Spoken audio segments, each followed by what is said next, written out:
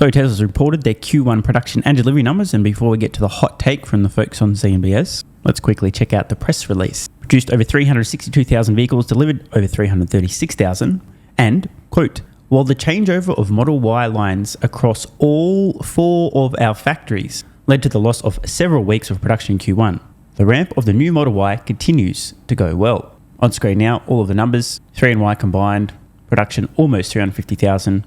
Other models produced a little over 17,000. Let's compare this with Q1 of last year. Makes it nice and easy to switch between the two. This is last year. As expected, a massive loss of production this year for the refreshed Model Y, as Tesla mentioned in this release. All 4 factories updating production lines simultaneously. And also, as expected, check out the other models. I've said this in the past, I will reiterate. This includes the S, the X, and now also the Cybertruck. Of course, one quarter can't tell us a huge amount of information, but certainly not growing. Now, why is this to be expected? Putting Cybertruck aside, we'll get to that in a moment. As I've said, with the refreshed Model 3 and Model Y, these vehicles have now incrementally crept up and up and up and up and up, higher up in terms of luxury features. Ventilated seats, interior lighting, screen in front and back, all this kind of bullshit, acoustic glass. Meaning that today's refreshed Model 3 and Y are what previously most consumers would have expected in an S and X. And why would Tesla do this? Well, they're paving the way for their more affordable vehicle, which enters production this year. There needs to be a big enough point of difference between Tesla's more affordable vehicles and the refreshed 3 and Y. The consumers look at the 3 and Y and think, wow, they're really high and they've got a bunch of features I don't really need and don't really want to pay for. I'd much rather this than for them to be too comparable. And with the refreshed 3 and Y now climbing up, almost cutting the grass of the existing S and X, I don't expect that S and X sales are going to be going anywhere positive anytime soon. I mean, it is in Tesla's secret master plan, right? The way they sell a fuck ton of electric vehicles isn't by running a lot of Super Bowl ads, it's by making them dramatically more affordable so consumers can buy them. In short, the refreshed Model 3 and Y will be to the more affordable Tesla vehicle what today's S and X were to the old generation of the 3 and Y. And as I've said in the past, I will say it again, I don't expect it will happen and I don't think it should happen, but if Tesla deleted the S and X, I wouldn't care. They're not needle movers. They're a great place to debut new technology. But they're super low volume vehicles and they have very little place now when you've got a refreshed Model 3 and Y that have crept up in terms of features. That said, doesn't seem like a lot of Cybertrucks were produced or sold in the first quarter, so that's something to keep an eye on. Unless you care more about autonomy, in which case, who fucking cares about the vehicle deliveries? Anyway, let's see the media reaction. Presumably these 3 guys, at least one of them will know about the Model Y refresh changeover. I mean, it was literally written on Tesla's press release, so hopefully we don't hear the false narrative, demand is collapsing, and no mention of the Model Y refresh. Widely anticipated number are Tesla deliveries, and for that, we'll turn to Phil LeBeau. Hey, Phil. Hey, Carl, we knew these would not be good-looking numbers, and they are worse than expected. 336 and 68 vehicles. 336,068 vehicles delivered in the first quarter for Tesla. For a point of reference, the street was expecting, the street account was expecting, based on analyst expectations, a 371. Most were saying 350 to 360. Now they're coming in at 336,068. Production of 362,615. So for some point of reference here, you're going back to Q2, maybe Q1 of 2022 in terms of the last time that they had production this or deliveries this low for one quarter. So again, Tesla deliveries worse than expected at just over 336,000 deliveries in the first quarter. Guys, I'll send it back to you. That's horrible. Can I just ask Phil, how about the Cybertruck? How's that doing? You got a little inventory there in the Cybertruck? Well, you want to know something, Jim? I saw a video over the weekend of Cybertrucks that were parked waiting in a lot in Paramus, New Jersey. Now, does that mean that they've been sold and they're waiting for delivery? There were a lot of them. When I saw the video that was sent to me by my producer, I said, holy mackerel. Wow. Now, they do this where they bunch them up and then they deliver them. And when you've reached them in the past, they've said, well, don't worry about it. We're going to be delivering these vehicles. Their Q1 delivery numbers in the U.S. for the Cybertruck, I'd have to go back and check, but they're not huge. I want to say 7,000, something like that. Something like 2,500 a month, roughly speaking, were delivered. But overall, this 336 number, I understand what people are going to say. You won't see a ton of pressure here because if you're into Tesla, you're into AI, robotics, autonomous vehicles. Now, I don't want to be too hard on Phil here, but I'm Kind of getting the feeling he's completely unaware that they changed over the Model Y production on literally 4 different factories globally this quarter. Although, to his point, I mean, he does have a fair point. I'm much more interested in autonomy and the humanoid robot than quarterly vehicle deliveries. But is he not aware about the Model Y changeover? It seems to be the case. Otherwise, surely he would have mentioned this. Well, guys, Tesla did mention in the actual press release with their numbers that they did change over production for Model Y, so they lost quite a few units of production of the old Y. Hello.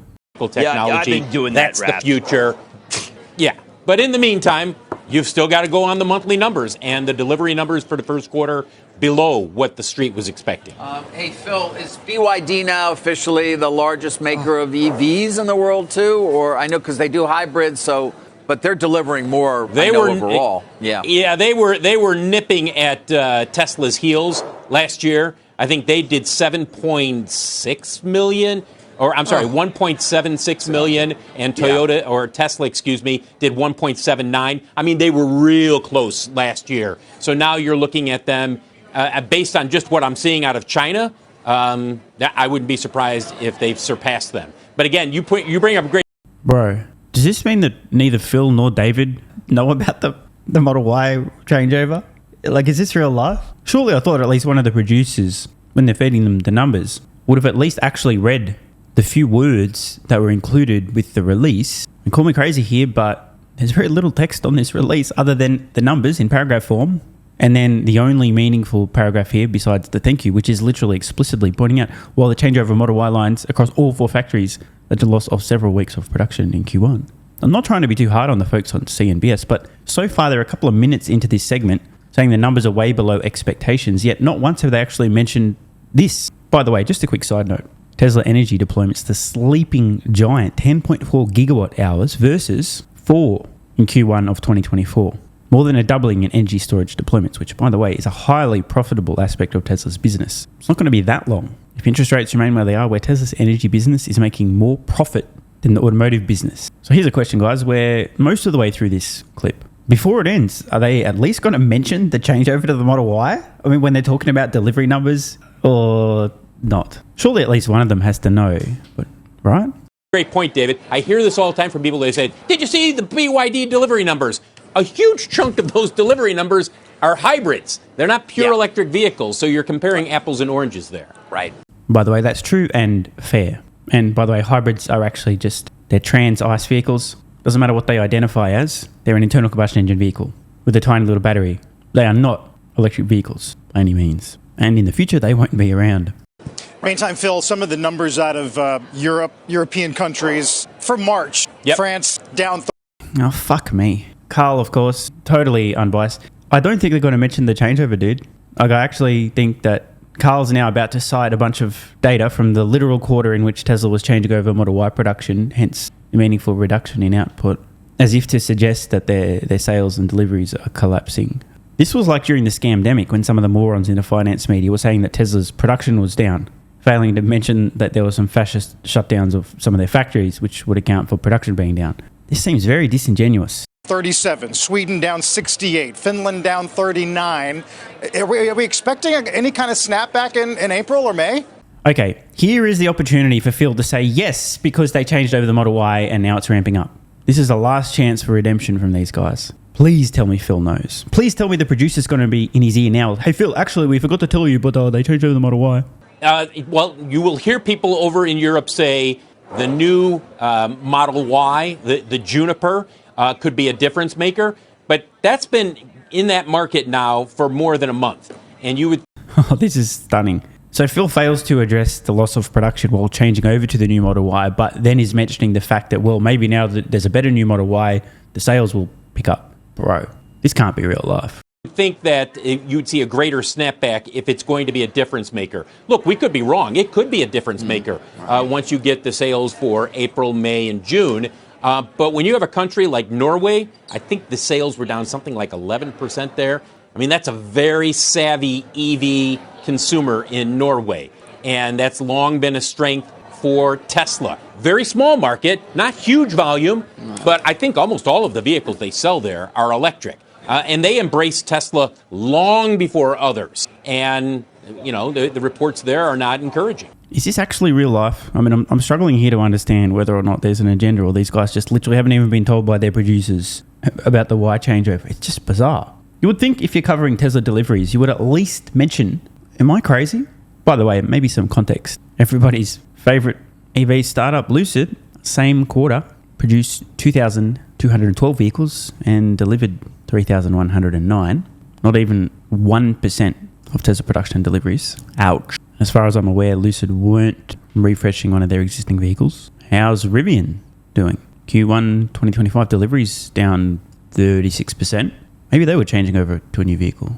Rivian, in the same quarter, produced just over 14,600 vehicles. Deliveries just over 8,500. Maybe there's an explanation for that. Can't deliver every vehicle you produce in a quarter. So context, I'm not great at math, but that's what calculators are for. Rivian Q1 production, approximately 4% of Teslas, and Lucid's not even at 1. I got to say, I am still just a little bit puzzled about why CNBS have not yet mentioned the changeover to the Model Y, or even perhaps by comparison, some of the other electric vehicle companies, e.g. Rivian, seeing their Q1 deliveries down 36%.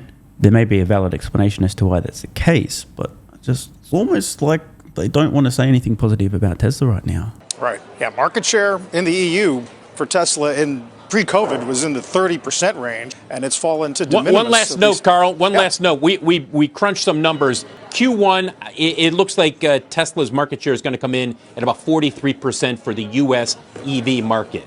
43% is what we're looking at, and I think that they were at 49% for all of last year. Wow. So it continues to erode here in the U.S. The tiny brain narrative. I mean, I've covered this a million times. The more companies that ramp up production on electric vehicles, the more small slices of the pie that other companies can claim ownership of. We're going to continue to hear Tesla's share of EVs in XYZ market, all of them, quote, declines quarter after quarter ad infinitum until all vehicles being produced are electric. This is inevitable. The easiest way to make this example is if Tesla was the only company producing electric vehicles on the planet, by default they have a 100% market share, and as soon as a single other company sells a single electric vehicle on Earth, Tesla's market share has declined. This is the strangest piece I think I've seen on Tesla on CNBS for a very long time. I mean, I really do mean that. Not one of these guys, even with a producer in their ear and a little earpiece, said, oh, well, they did actually mention they lost a bunch of production while they're changing over the Model Y. It's just like Tesla sales are down here. Bro, I can't handle this. Are they that dumb? Like, that's the genuine question. Are they actually that dumb and ill-informed? We'll have much more insight into Tesla's overall steady state of production and deliveries once the new Model Y is fully ramped. But then, putting that to the side, once their next-gen vehicle, the more affordable vehicles, have also fully ramped, that's going to be the next big phase of automotive delivery growth. But that's all a sideshow relative to robotaxis. And remember, June, motherfuckers. Want more content? Early access? Bunch of perks? Click the links in the pinned comment. AG1 is awesome. I've been taking it daily now for more than 3 years. It's a great way to fill in nutritional gaps. It's packed full of vitamins, minerals, and whole food source nutrients. Plus, it has prebiotics, probiotics, and adaptogens to improve gut health, regularity, and help your body handle stress. I'm always looking for an edge to help me feel and perform my best, which is why I haven't missed a day of AG1 for more than 3 years. Just try it and see how you feel. Click the link in the pinned comment or head to drinkag1.com/SMR and get yourself a free 1-year supply of vitamin D3 plus K2 and 5 travel packs. This is what viewers of the channel had to say after trying AG1. I feel like I have a lot more energy since I started on AG1. Just got my AG1 in the mail. Legit feeling the effects after day 3. 3 months ago, I started AG1 and have been enjoying the evenness of alertness and energy that lasts the day. I just started the wife on it too. Are you convinced yet? I mean, hey, it's worth trying, right? Click the link in the pinned comment or head to drinkag1.com/SMR, or I can keep going. This viewer, after about a month on AG1, definitely a lack of fatigue in the afternoon. Pleasant side effect is that my coffee intake has imploded and is almost down to 0. One more? Yeah, why not? I honestly feel younger and will be continuing to use AG1. This stuff really is crazy good. I didn't think it would be, but this stuff is awesome. It really is what everyone is saying. One more? Don't mind if I do. I've just received my 3rd month supply. I've drank it every day. I have so much energy throughout most of the day. I'm productive, started a new business, started socializing, refurbished a boat. It's no coincidence. Thank you for your persistence, your integrity, and your insights. Now look, these are not my words. These are not my testimonials. This is what you guys and girls are saying. Maybe it's 100% placebo effect. But even if that's the case, I think it's money well spent. Click the link in the pinned comment or head to drinkag1.com/SMR and get yourself a free 1-year supply of vitamin D3 plus K2 and 5 travel packs.